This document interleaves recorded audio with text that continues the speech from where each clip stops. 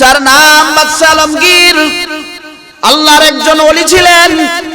বাদশা আলমগীর যখন ছোট, তার বাবার নাম ছিল বাদশা শাহজাহান। বাদশা শাহজাহানের বাবার নাম ছিল বাদশা জাহাঙ্গীর। বাদশা আলমগীর যখন সে ছোট, কোরআনে কারিমের হেফজ করতেছে। এক পর্যায়ে কোরআনে কারিমের হাফেজ হয়ে গেছে। কোরআন হেফজ করে কোরআনে কারিমের হাফেজ হয়ে গিয়ে বাবার কাছে বলে, বাবা আমি তো কোরআনের হাফেজ হয়ে গেছি। বাবা খুশি হইয়া আলমগীরকে বুকের সাথে জড়ায় নিছে, চুমু খেয়েছে আর বলেছে, ও আলমগীর যাও, এত বড় সুসংবাদ তুমি তোমার দাদা জানকে বলে আসো। বাদশা আলমগীর গেলেন দাদার কাছে, জাহাঙ্গীর বাদশা জাহাঙ্গীরের কাছে। বাদশা জাহাঙ্গীরকে গিয়ে বলে, দাদা জান, আমি তো আজকে কোরআনে কারীমের শেষ সবকটা দিয়ে হাফেজ হয়েছি। তখন বাদশা জাহাঙ্গীর খুশি হন নাই, চেহারাটা যেন মলিন করে ফেললেন, কালো করে ফেললেন। আমিন। ونحن على ذلك لمن الشاهدين والشاكرين والذاكرين والحمد لله رب العالمين। الحمد لله ঐতিহ্যবাহী আল মদিনা তাহফিজুল কোরআন মাদ্রাসার হাফেজ ছাত্রদের পাগড়ি প্রদান উপলক্ষে তৃতীয় বার্ষিক ইসলাহি ওয়াজ ও দোয়ার মাহফিলের শ্রদ্ধাভাজন সভাপতি মুফতি মফিজুর রহমান আসাদি দামাত বারাকাতুহুম, সহ সভাপতি হাফেজ কারি জয়নাল বিন জহির দামাত বারাকাতুহুম, জনাব মোহাম্মদ নুরুজ্জামান ভুইয়া সহ আজকের অধ্যকার আয়োজিত মাহফিলের অতিথিবৃন্দ, হযরত উলামায়ে কেরাম এবং আজকের এই মাহফিলের বিশেষ প্রধান অতিথি পীরে কামিল অধ্যক্ষ মিজানুর রহমান চৌধুরী দামাত বারাকাতুহুম, শাইখে দেওনা সহ হযরত উলামায়ে কেরাম এবং অত্র মাদ্রাসার প্রতিষ্ঠাতা পরিচালক হাফেজ কারি কামরুল ইসলাম দামাত বারাকাতুহুম সহ উপস্থিত ধর্মপ্রাণ মুসলমান ভাইরা, পর্দানিশীন মা ও বোনেরা, সর্বপ্রথম আল্লাহ রাব্বুল আলামিনের কালিমাতুশ শুকর আদায় করি। সকলে আমরা পড়ি আলহামদুলিল্লাহ। আল্লাহ রাব্বুল আলামিন মায়া করে, দয়া করে, ভালোবেসে আমাদেরকে আল্লাহর নিয়ামত প্রদান করেছেন। এই নিয়ামতের শুকরিয়া যদি আমরা করি, তাহলে আল্লাহ তাআলা আমাদেরকে নিয়ামত বাড়ায় দিবেন। আর যদি নিয়ামতের শুকরিয়া আদায় না করি, তাহলে আল্লাহ তাআলা নিয়ামত ছিনায় নেবেন। বর্ণিত আছে এক বুজুর্গ, উনি নামাজে যাবেন, তখন নামাজে যাওয়ার সময় ওনার জুতোখানি পাচ্ছিল না, জুতা পাইতেছে না। আফসোস করতেছে, আহা আমার জুতাটা কে নিল। তখন খালি পাই মসজিদে চলে গেছে। মসজিদে গিয়া দেখে এক লোক মসজিদের দরজার পাশে, ওই লোকের দুইটা পা নাই। এই বুজুর্গ তো আফসোস করতেছিল, আহা আমার তো জুতা নাই, আর এই লোকের পা দুইটাই নাই। তখন আল্লাহ রাব্বুল আলামিনের শুকরিয়া আদায় করতে লাগলো, আল্লাহ তুমি যে আমাকে বিনা দরখাস্তে সুস্থ সবল একটা দেহ দিয়েছো, এটা তোমার জন্য শুকরিয়া, আলহামদুলিল্লাহ। আল্লাহ রাব্বুল আলামিন আমাদেরকে যে নিয়ামত দিয়েছেন, এগুলা শুকরিয়া আদায় করতে হবে। যেহেতু একটা দ্বীনি মাহফিল, এই মাহফিলে আসতে পারা এটা আল্লাহর একটা নিয়ামত। এই নিয়ামতের শুকরিয়া যদি আমরা আদায় করি, তাহলে আল্লাহ তাআলা আমাদেরকে নিয়ামত বাড়িয়ে দিবেন। আমরা যারা এখানে আছি, আমরা যে মাহফিলে আসতে পারলাম, বসতে পারলাম, এই জন্য খুশি না বেজার? কথা বলেন না কেন? আমরা যে মাহফিলে আসতে পারছি আমরা খুশি না বেজার? এজন্য জোরে সরে বলি আলহামদুলিল্লাহ। যতটুকু আলোচনা করব মনোযোগ সহকারে আমাদেরকে শুনতে হবে। যদি মনোযোগ সহকারে না শুনি তাহলে এই আলোচনা ফলপ্রসূ হবে না, ভালো রেজাল্ট পাওয়া যাবে না। এজন্য আমাদেরকে মনোযোগ সহকারে শুনতে হবে। আমি আপনাদের সামনে পবিত্র কালামুল্লাহ শরীফের অতি পরিচিত একখান সূরা তিলাওয়াত করেছি, যেই সূরাটা আমাদের সবার পরিচিত। সূরাটার নাম হলো সূরাতুর রহমান। সূরাটার নাম কি বলেন? আরেকটু জোরে বলেন। সূরাতুর রহমান। এই সূরাতুর রহমান থেকে কিছু কথা বলবো। আল্লাহ তাআলা আমাদেরকে দিলের কানে শুনে আমল করার তৌফিক দান করুন, আমিন। এই তোমরা আসা যাওয়া করলে কিভাবে হবে? তোমরা যদি বারবার এদিকে আসা যাওয়া করো তাহলে তো কথা বলতে পারবো না। এদিকে কেউ আসবেন না।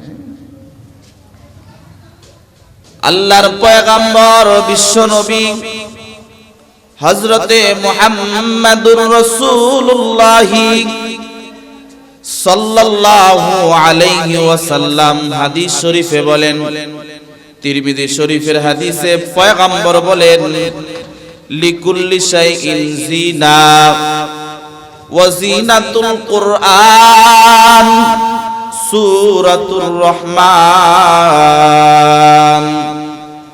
আল্লাহর পয়গম্বর বলেন, প্রত্যেকটা বস্তুর একটা সৌন্দর্য রয়েছে, প্রত্যেকটা বস্তুর একটা সাজসজ্জা রয়েছে, আর আমার উপর নাযিলকৃত কোরআনের সাজসজ্জা হলো সূরাতুর রহমান। বলেন সুবহানাল্লাহ।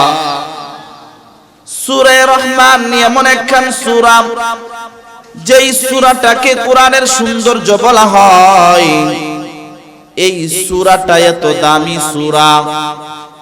এই সূরা যখন পয়গম্বরে আরবি মুহাম্মাদুর রাসূলুল্লাহ সাল্লাল্লাহু আলাইহি ওয়াসাল্লাম জিন্নাতদের কাছে যখন নবীজি এই সূরাটা তিলাওয়াত করেছিলেন, জিন্নাতরা বারবার যখন আল্লাহর পয়গম্বর সূরাতুর রহমানের এই আয়াত তিলাওয়াত করেন, ফাবিআইয়ি আলাই রাব্বিকুমা তুকাযযিবান,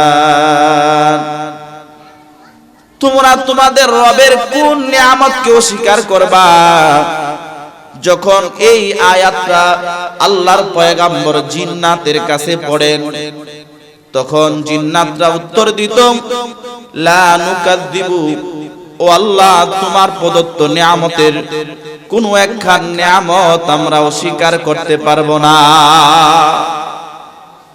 আল্লাহর পয়গম্বর জিনদের মধ্যে এই আয়াত, এই সূরা পাঠ করেছিলেন। এই সূরা জিন্নাতরা শ্রবণ করে করে সুন্দর উত্তর দিয়েছিল।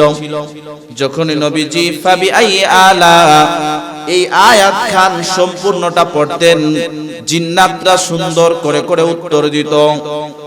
আল্লাহর নবী যখন সাহাবায়ে কেরামের কাছে এই আয়াত সহ সম্পূর্ণ সূরা তিলাওয়াত করেন, সাহাবায়ে কেরাম কোনো উত্তর দেন না। আল্লাহর নবী তখন বলেন, ও সাহাবীরা, তোমরা কেন উত্তর দিচ্ছ না? জিন্নাতেরা তোমাদের চেয়ে সুন্দর সুন্দর করে করে এই সূরা পাঠ করি সময় আমাকে উত্তর দিয়েছে। বলেন সুবহানাল্লাহ। আরেকটু জোরে বলেন। ফুতাল মুরিদ ডক সুবহানাল্লাহ কইলে হইব, বালা করে বলতে হইব। বলেন সুবহানাল্লাহ। ও মুসলমান ভাইরা আমার, ও যুবক ভাইরা, পর্দানিশীন মা বোনেরা গো, আল্লাহর পয়গম্বর হযরতে মুহাম্মাদুর রাসূলুল্লাহ সাল্লাল্লাহু আলাইহি ওয়াসাল্লাম জিন্নাতদের সঙ্গে কথা বলেছেন, জিন্নাতদেরকে ওয়াজ করেছেন। তখন জিন্নাতেরা নবীজির দাওয়াত গ্রহণ করে সূরা রহমানের তিলাওয়াত শুনে শুনে, কোরআনে কারীমের তিলাওয়াত শুনে নবীজির প্রতি ঈমান এনে মুসলমান হয়ে যায়। জিন্নাতরা যখন মুসলমান হয়ে যায়, আল্লাহর নবীর কাছে বলে, ইয়া রাসূলুল্লাহ, ইয়া হাবিবাল্লাহ, আল্লাহর নবী গো, আপনার উম্মতের মানুষেরা আমরা যেই খাবার গ্রহণ করি এই খাবারটাকে নাপাক করে দেই। আল্লাহর পয়গম্বরের কাছে যখন প্রথমে তারা খাদ্য চায়, ইয়া রাসূলুল্লাহ, আমাদেরকে খাদ্য দেন। আল্লাহর নবী হাদিসে বলেন, জিন্নাতদেরকে আল্লাহ হাড্ডি রিজিক হিসাবে দান করেন। আল্লাহর নবী বলেন, বনি আদম যখন কোন হাড্ডি থেকে গোশতগুলা খেয়ে জমিনে ফেলে দিবে, ও জিনেরা, তোমরা যখন এই হাড্ডিটা হাত দ্বারা স্পর্শ করবে, আল্লাহ রাব্বুল আলামিন এই হাড্ডিটাকে গোশতে পরিপূর্ণ করে দিবে। বলেন সুবহানাল্লাহ। আল্লাহর পয়গম্বরকে জিন্নাতরা ডেকে বলে, ইয়া রাসূলুল্লাহ, ইয়া হাবিবাল্লাহ, আমাদের মধ্যে কিছু প্রাণী আছে, এই প্রাণীদেরও রিজিক খাবার দরকার। আল্লাহর পয়গম্বর জিন্নাতের প্রাণীদের জন্য আমাদের যে গরু আছে, গরুর মল যে আছে, যাকে আমরা গোবর বলি, এই গোবরটা জিন্নাতের প্রাণীদের জন্য খাবার হিসাবে নিযুক্ত করে দিয়েছেন। বলেন সুবহানাল্লাহ। এই জন্য আল্লাহর নবী হাদিস শরীফে বলেন, আল্লাহ তাস্তানজু বিআজমিন ওয়ালা রাউসি দাব্বা, ও আমার উম্মতরা, তোমরা কোনো হাড্ডি দ্বারা ইস্তেনজা করবা না, তোমরা কোনো গোবর দ্বারা, শুকনা গোবর, এই গোবর দ্বারা ইস্তেনজা করবা না। কারণ হাড্ডি দ্বারা তুমি যদি ইস্তেনজা করো, হাড্ডি হলো জিনদের খাবার, ইস্তেনজা করে নাপাক দিয়া তুমি হাড্ডিটা ময়লা করে দিলা, জিন্নাতরা খেতে পারবে না। শুকনা গোবর দ্বারা যদি ইস্তেনজা করো, শুকনা গোবরটা হলো জিন্নাতের প্রাণীদের খাবার, এই জিন্নাতের প্রাণীদের খাবারকে তুমি নাপাক করে দিলা, ময়লা করে দিলা, জিন্নাতের প্রাণীটা কষ্ট পাবে। এই জন্য আল্লাহর নবী বলেন, তোমরা এগুলার দ্বারা ইস্তেনজা করবে না। এই জন্য উলামায়ে কেরাম ছোট ছোট বাচ্চাদেরকে মক্তবে, মাদ্রাসায়, নুরানি বিভাগে পড়ায়। এই মাদ্রাসার মতো মাদ্রাসা সমূহে পড়া হয় যে তোমরা হাড্ডি, কাগজ, কাঁচ, গাছের কাঁচা পাতা, শুকনা গোবর, এগুলা দ্বারা ইস্তেনজা করতে নাই, নিষেধ, মাকরুহ। বলেন সুবহানাল্লাহ। আমাদের বাসা বাড়িতে যখন আমরা খানা খাই, গরুর গোশত যখন আমরা খাই, খাওয়ার পরে হাড্ডিটা আমরা পানির মধ্যে ফেলে দিই, বা মুরগের হাড্ডিটা পানিতে ফেলে দেই। পানিতে ফেলানো নিষেধ, কারণ পানিতে ফেললে তার ভিতরে যে মশলা এগুলা আছে, লবণ, এগুলা পানি চুষে নেই। কিন্তু যদি আপনি ভালো জায়গায় এগুলা রেখে দেন, কোন একটা প্রাণী, চাই কুকুর হোক, বিড়াল হোক, বা জিন্নাতেরা হোক, এটা যদি খায়, তাহলে তাদের খাওয়ার দ্বারা আমাদের যেমন স্বাদের দরকার আছে, জিন্নাতের এমন স্বাদ মজার দরকার আসেনি। কথা কোন নাকি লিগা আপনার দিকে ডরাইতেছেন, এনে কি সাপের হেলা দেহান হইতাছে যে একটা দূর মারবেন? বলেন, তাদের স্বাদ মজার দরকার আসেনি? জোরে বলেন। এই জন্য আল্লাহর পয়গম্বর বলেন, এই সমস্ত জুতাগুলা তোমরা ভালো জায়গায় ফেলে দিবা। এই জুতাগুলা হলো জিন্নাতের খাবার। এগুলা যখন তারা খাবে, অথবা কোনো একটা বিড়াল এটাকে খাবে, একটা কুকুর এটাকে খাবে, যখন সে স্বাদ পাবে, তখন এই স্বাদ পেয়ে সে যখন খাবে, তার প্রাণটা শান্তি পাবে। আল্লাহর পয়গম্বর বলেন, তখন এই প্রাণীটাকে তুমি খাওয়ানোর জন্য সওয়াব পেয়ে যাবা। বলেন সুবহানাল্লাহ। যেমন বুখারী শরীফের হাদিসে আসছে, এক বেবিচারিণী মহিলা, পতিতা বেবিচারিণী, যে জানিয়া ছিল, বেবিচার করত, রাস্তা দিয়ে যায়, একটা কুকুর পানির পিপাসায় কাতরাচ্ছে, কুকুরের জিহ্বাটা বের হয়ে গেছে আর হাঁপাইতেছে। কুকুর পানির পিপাসায় জিহ্বা বের করে দিয়েছে। এমন অবস্থায় ওই পতিতা মহিলা, বেশ্যা মহিলা, কুকুরের প্রতি তার দয়া হয়েছে। সে তার মোজাটা খুলে, আরব দেশে মহিলারা তো আগের যুগে চামড়ার মোজা পরতো, ওই মোজা খুলে তার কাপড়ে বেঁধে কূপ থেকে পানি উঠায়া উঠায়া এই কুকুরটাকে পান করাইছে। আল্লাহ তাআলা একটা কুকুরের পিপাসা নিবারণ করার কারণে বেশ্যা মহিলাকে মাফ করে দিয়ে তাকে ভালো বানায় জান্নাতি বানায় দিছে। বলেন সুবহানাল্লাহ। আরেকজন সে কি করেছে, একটা বিড়ালকে বেঁধে রেখেছে।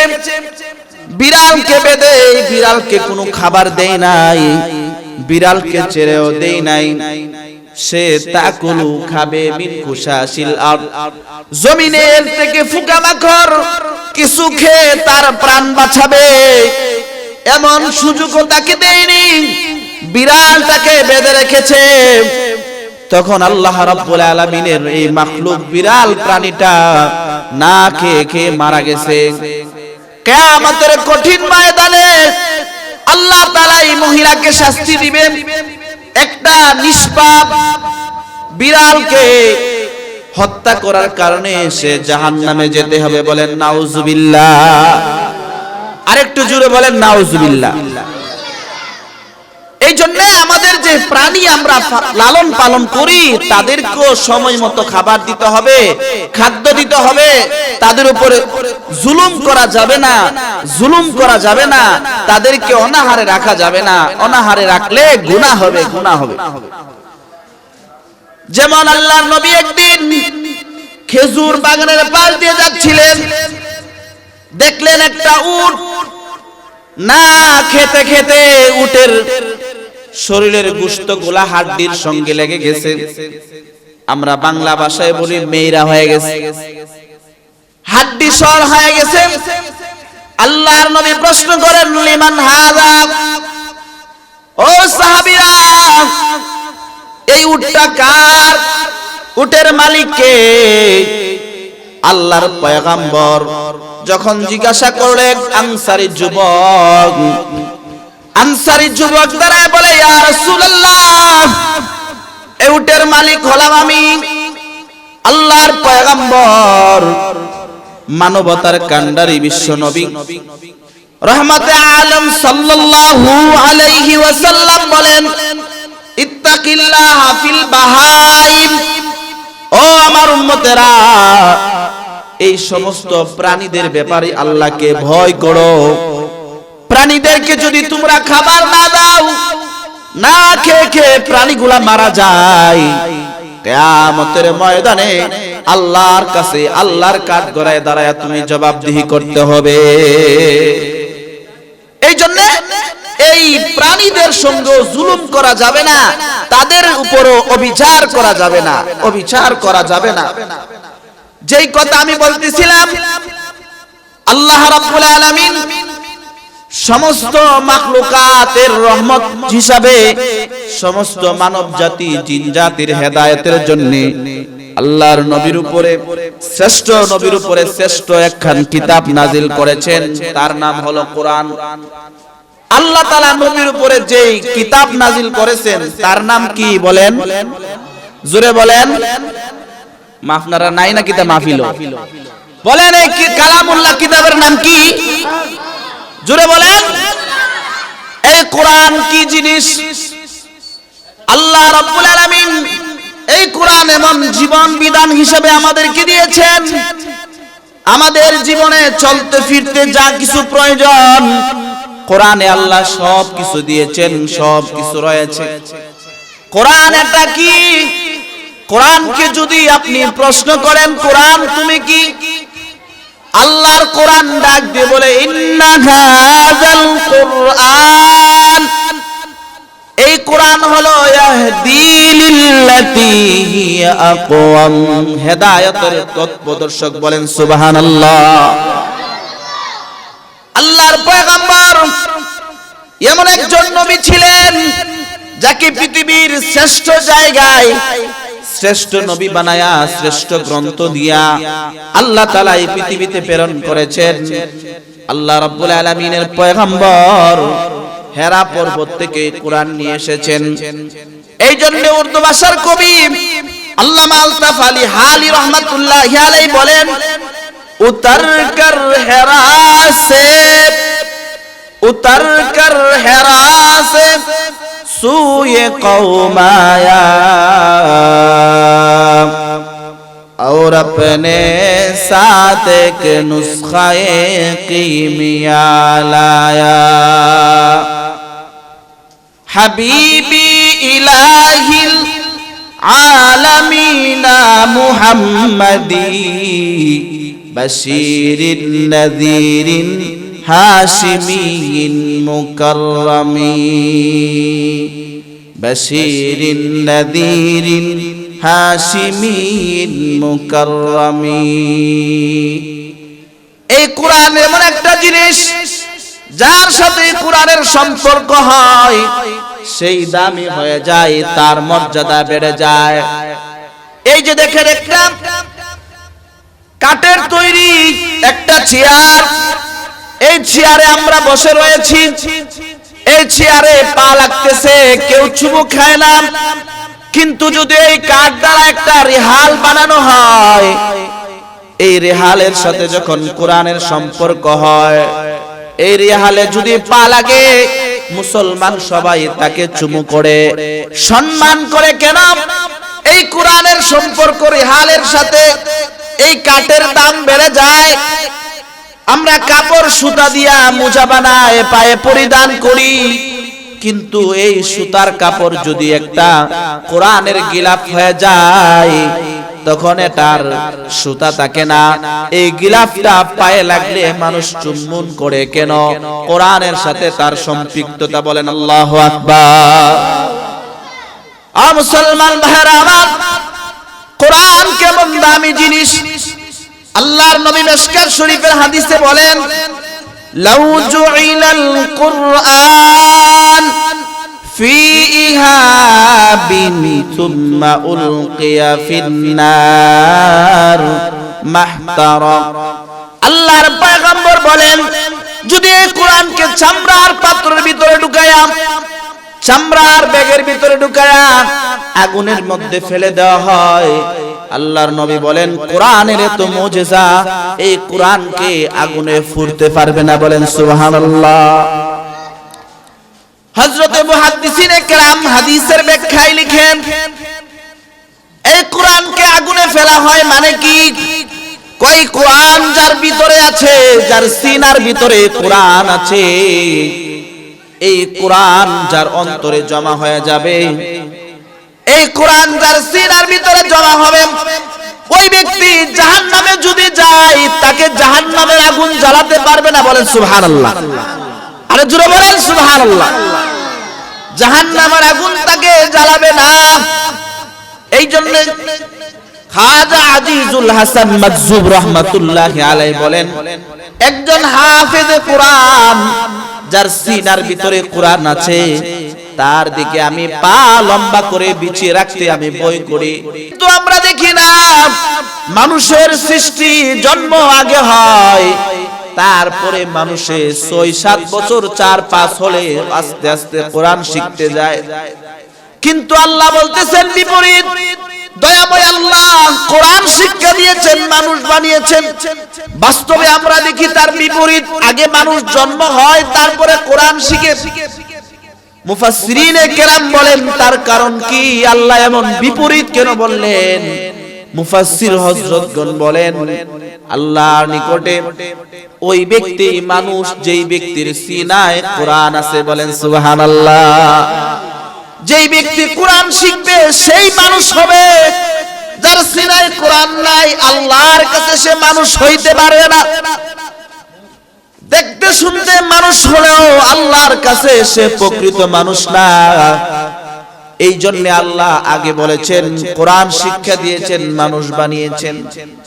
আমরাও দেখি সমাজেও প্রচলন আছে, যদি এক লোকের ৪ জন সন্তান হয়, তন্মধ্যে দুইটা ছেলে ভালো হয়, দুইটা ছেলে ভালো না হয়।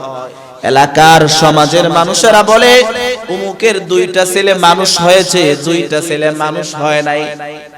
মানুষ হয় নাই মানে এরা ঘর বাড়িতে থাকে না, জঙ্গলের মধ্যে গিয়ে থাকে। তাদের শরীরের পিছন দিক দিয়া প্রাণীর মতো, বানরের মতো বা প্রাণীর মতো লেজ বাইরে গেছে। আসলে কি বিষয়টা এমন? কথা কন নাকি লিগা? বিষয়টা হইল দেখতে শুনতে মানুষ হইল, আসলে মানবতা যেই গুণ, মনুষ্যত্ব যেই গুণ তার ভিতরে নাই। এই জন্য আমাদের সমাজও মানুষরা বলে যে তার দুইটা ছেলে মানুষ হয়েছে, দুইটা মানুষ হয় নাই। এই জন্য মানুষ হইতে গেলে কোরআনের শিক্ষা লাগবে, মানবতা থাকতে হবে। এই জন্য কবি তার ভাষায় বলেন আদমিয়ত আদমিয়ত লাহম শাহম পুশতনিস, আদমিয়ত জুজরে জায়ে দুস্তনিস, গরব সুরত আদমি ইনসাবুদে, গর্ব सूरत आदमी इंसाबुदे, अहमद अबू जहल हम एक साबुदे। সুরতের যারা যদি মানুষ মানুষ হতো তাহলে মুহাম্মদুর রাসূলুল্লাহ আর আবু জেহেল তাদের মধ্যে কোনো ব্যবধান থাকতো না।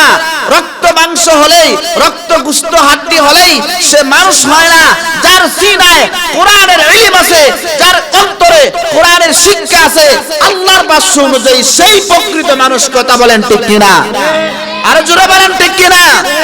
আজকের আমাদের সমাজে কোরআনের শিক্ষাকে অবহেলা করা হয়।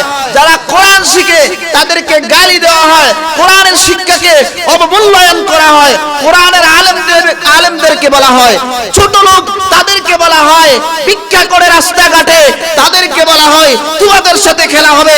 আমরা তাদেরকে বলতে চাই, তোমাদেরকে আমরা চ্যালেঞ্জ করতে চাই, আল্লাহর বাণী অনুপাতে দেখতে শুনতে মানুষ হইল, আল্লাহর কথা অনুযায়ী তোমরা মানুষটা অমানুষ। কথা বলেন ঠিক কিনা? আরো জোরে বলেন ঠিক কিনা? কষ্ট হইতেছে আপনারা? আল্লাহু আকবার, আল্লাহু আকবার। আল্লাহ তাআলা কি বুঝাচ্ছেন, আল্লাহ কি বলতে চাচ্ছেন? আল্লাহ তাআলা বুঝাতে চান কোরআন শিখো তুমি মানুষ হবা, কোরআন তোমার সিনায় তুমি মানুষ হইতে পারবে। এই কোরআন এমন এক জিনিস যার সাথে তার সম্পর্ক হবে তার দাম আল্লাহর কাছে বেড়ে যাবে। আল্লাহর কাছে এই কোরআন এত মর্যাদাপূর্ণ, কিয়ামতের ময়দানে কোরআন আল্লাহর কাছে সুপারিশ করবে, আল্লাহ তাআলা তার সুপারিশ গ্রহণ করবেন। আল্লাহর যে বান্দার পক্ষে কোরআন সুপারিশ করবে, আল্লাহ রাব্বুল আলামিন এই কোরআনের সুপারিশ গ্রহণ করে তাকে maaf করে দিবেন। আল্লাহর এই কোরআনের বাস্তব একটা মুজিজা আছে, উলামায়ে কেরাম তাদের কিতাবে সুন্দর করে লিখেছেন। আল্লাহর নবী দুনিয়াতে এসেছেন, অনেক মুজিজা নবীজির ছিল, অনেক মুজিজা আমরা দেখি নাই, কিন্তু আল্লাহর নবীর দুইটা এমন মুজিজা আছে, এখনো আছে, কিয়ামত পর্যন্ত থাকবে এই দুইটা মুজিজা। এই দুইটা মুজিজার একটা অন্যতম মুজিজা, সবচেয়ে বড় মুজিজা এটা হলো কোরআন। নবীজির সবচেয়ে বড় মুজিজা হলো কোরআন। নবী পাক সাল্লাল্লাহু আলাইহি ওয়াসাল্লামের সবচেয়ে বড় মুজিজা বর্তমানে আছে, কিয়ামত পর্যন্ত থাকবে। বলেন আল্লাহু আকবার। দ্বিতীয় নাম্বার মুজিজা হলো যেটা এখনো আছে, হজ্জের মধ্যে যখন মানুষ শয়তানকে পাথর মারে, এই পাথর নিক্ষিপ্ত পাথরগুলা জমিনের মধ্যে যখন পড়ে, যেই ব্যক্তির হজ আল্লাহ কবুল করেন, ওই ব্যক্তির নিক্ষিপ্ত পাথরগুলা আল্লাহ রাব্বুল আলামিন আসমানে ফেরেশতাদের মাধ্যমে উঠায় নিয়ে যান। বলেন সুবহানাল্লাহ। সর্বশেষ বলবো, আল্লাহ রাব্বুল আলামিন এই হাফেজে কোরআন যারা হবে তাদেরকে এত ফজিলত দিবেন। আল্লাহু আকবার। আল্লাহর পয়গম্বর বলেন যেই ব্যক্তি হাফেজে কোরআন হবে, ইউকালু লি সাহিবিল কোরআন ইকরা ওয়ারতাকি ওয়ারাতিল কামা কুনতা তুরাতিল ফিদ দুনিয়া ফাইন্না মানজিলাকা ইনদা আখিরি আয়াতিন তাকরাউহা। হাফেজে কোরআনকে আল্লাহ তাআলা 6666 তলা বিশিষ্ট জান্নাতের মালিক বানায় দিবে, বলে সুবহানাল্লাহ। আল্লাহর পয়গম্বর বলেন, হাফেজে কোরআনের মা বাবাকে আল্লাহ এত সম্মান দিবে, এত মর্যাদা দিবে, হাফেজে কোরআনের মা বাবার মাথার মধ্যে আল্লাহ তাআলা মুকুট পরায় দিবে, দাউহু আহসানু মিন দাউইশ শামস। পয়গম্বর বলেন, সূর্যের আলোর চেয়ে আল্লাহ তাআলা হাফেজে কোরআনের মা বাবার মাথায় যে পাগড়ি পরায় দিবে, মুকুট পরায় দিবে, ওই মুকুটের আলোটা সূর্যের আলোর চেয়েও বেশি হবে, বলেন সুবহানাল্লাহ। সর্বশেষ ছোট্ট একটা ঘটনা বলে শেষ করে দিব। আমাদের এই ভারত মহাদেশে একজন বাদশা অতিবাহিত হয়েছেন। বাদশার নাম বাদশা আলমগীর। আল্লাহর একজন ওলি ছিলেন। বাদশা আলমগীর যখন ছোট, তার বাবার নাম ছিল বাদশা শাহজাহান। বাদশা শাহজাহানের বাবার নাম ছিল বাদশা জাহাঙ্গীর। বাদশা আলমগীর যখন ছোট, যখন সে ছোট কোরআনে কারিমের হেফজ করতেছে, এক পর্যায়ে কোরআনে কারিমের হাফেজ হয়ে গেছে। কোরআন হেফজ করে কোরআনে কারিমের হাফেজ হয়ে গিয়ে বাবার কাছে বলে, বাবা আমি তো কোরআনের হাফেজ হয়ে গেছি। বাবা খুশি হইয়া আলমগীরকে বুকের সাথে জড়ায় নিছে, চুমু খেয়েছে আর বলেছে, ও আলমগীর যাও, এত বড় সুসংবাদ তুমি তোমার দাদা জানকে বলে আসো। বাদশা আলমগীর গেলেন দাদার কাছে, জাহাঙ্গীর বাদশা জাহাঙ্গীরের কাছে। বাদশা জাহাঙ্গীরকে গিয়ে বলে, দাদা জান, আমি তো আজকে কোরআনে কারীমের শেষ সবকটা দিয়ে হাফেজ হয়েছি। তখন বাদশা জাহাঙ্গীর খুশি হন নাই, চেহারাটা যেন মলিন করে ফেললেন, কালো করে ফেললেন। দাদা জান খুশি হয় না, কিন্তু ছোট্ট হাফেজে কোরআন আল্লাহর ওলি বাদশা আলমগীর ছোট্ট তো মনের মধ্যে কষ্ট লেগেছে। আয়েশা বাবার কাছে, শাহজাহানের কাছে অভিযোগ করে, বাবা দাদা জানের কাছে গিয়েছিলাম আমি যে হাফেজ হয়েছি সুসংবাদ দেওয়ার জন্য। বাবা দাদা জান তো আমি হাফেজ হয়েছি বলে খুশি হয় না। বাদশা শাহজাহান রেগে গেলেন, বললেন তাই নাকি, চলো। গেলেন বাবার কাছে। শাহজাহান গিয়ে বলে, বাবা আপনার কাছে কোরআনের দাম নাই, আপনার নাতি কোরআনের হাফেজ হয়েছে, আপনি খুশি হন নাই কেন? আপনি তাকে বাহবা দেন নাই কেন? বাদশা জাহাঙ্গীর গম্ভীর জবাব নিয়ে বলতেছে, এ শাহজাহান শুনো, আমার নাতি হাফেজ হয়েছে। আল্লাহর নবী তো বলেছেন হাফেজে কোরআনের মা বাবার মাথায় মুকুট পরাবে। আমি তো হাফেজে কোরআনের দাদা, আমি তো মা বাবা না, আমার মাথায় তো আর মুকুট হবে না। আমি কেন খুশি হব? তোমার ছেলে হাফেজ হয়েছে, তোমার মাথায় মুকুট হবে, তোমার মাথায় মুকুট হবে, তুমি খুশি হবে। বাদশা শাহজাহান চেহারাটা কালো করে বুঝতে পারলেন, বাবা যে কথা বলেছে তা তো বাস্তব, কথা ঠিক নেই, তা তো বাস্তব। বাদশা শাহজাহান নিয়ত করলেন উনি হাফেজ হয়ে যাবেন। শুরু করলেন রাত্র দিন, গভীর রাত্রে উঠে উঠে কোরআনের হাফেজ হচ্ছেন, সবক শুনাইতেছেন। এদিকে বাদশা জাহাঙ্গীর অসুস্থ হয়ে গেছে, মনে হয় আর বাঁচবে না। বাদশা জাহাঙ্গীর অসুস্থ ছেলে শাহজাহানকে সংবাদ দিচ্ছে দেখা করার জন্য, রাষ্ট্রের দায়িত্ব বুঝিয়ে দিবে। শাহজাহান আসে না, কোরআন মুখস্থ করে মৃত্যুবরণ করার 2-1 দিন আগে বাবার কাছে বাদশা শাহজাহান আইসা উপস্থিত, আইসা সালাম দিল। বাদশা জাহাঙ্গীর রেগে গেলেন, বললেন, মৃত বাবার মুখ দেখার জন্য এসেছো, এত সংবাদ দিতেছে, আসো না কেন? শাহজাহান বলে, বাবা জান রাগান্বিত হবেন না, না আসার কারণটা একটু শুনেন। বাবা ওই দিন যে আপনি বলেছিলেন কিয়ামতের ময়দানে আপনি বাবা হাফেজে কোরআনের মা বাবার সম্মান আপনি পাবেন না, ওই কথাটা আমার মনের ভিতরে বড় চোট লেগেছে। ওই দিন থেকে আমি হেফজ শুরু করেছি, কোরআনের হাফেজ হইতে শুরু করেছি। আজকে আমি কোরআনে হাফেজ হওয়ার সর্বশেষ সবকটা শুনে আসছি, আমি এখন হাফেজ হয়েছি।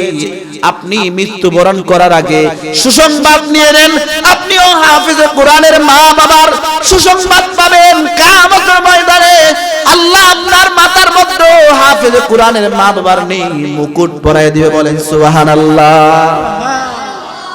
বাদশা শাহজাহান নিজের বাবাকে হাফেজ কোরআন হওয়ার সুসংবাদ দিয়া দিল, কারণ হাফেজ কোরআনের মা বাবার এত মর্যাদা, যার কারণে তারা বাদশা হওয়া সত্ত্বেও তারা তাদের এত মর্যাদার কথা বলতে না পেরে নিজেরাই হাফেজ হয়ে গেছেন, বলেন সুবহানাল্লাহ। বর্তমান তো আখাউড়া নির্বাচনের অবস্থা, এই নির্বাচনের মধ্যে কয়জন নেতা পাওয়া যাবে যারা কোরআনে কারীম শুদ্ধ করে পড়তে পারে? কথা কোন ঠিক নেই? আপনারা কি গুছা হইতেছেন? ও মুসলমান, এই জন্য সর্বশেষ আমাদেরকে এই জিনিসটা লক্ষ্য করতে হবে, আমরা হাফেজ কোরআনের মা বাবা হব অথবা এই হাফেজ কোরআনকে সহযোগিতা করব, হাফেজ কোরআনের সাথে মহব্বত রাখবো, হাফেজ কোরআনকে ভালোবাসবো। যদি হাফেজ কোরআনকে ভালোবাসতে পারি, তার সাথে মহব্বত আমার থাকে, তাহলে কিয়ামতের কঠিন ময়দানে তার সুপারিশে আল্লাহ তাআলা আমাদেরকে জান্নাতি বানায় দিবেন, বলেন সুবহানাল্লাহ। আল্লাহ তাআলা আমাদেরকে আমল করার তৌফিক দান করুন, আমিন। ওয়া আখির দাওয়ানা আনিল হামদুলিল্লাহি রাব্বিল আলামিন।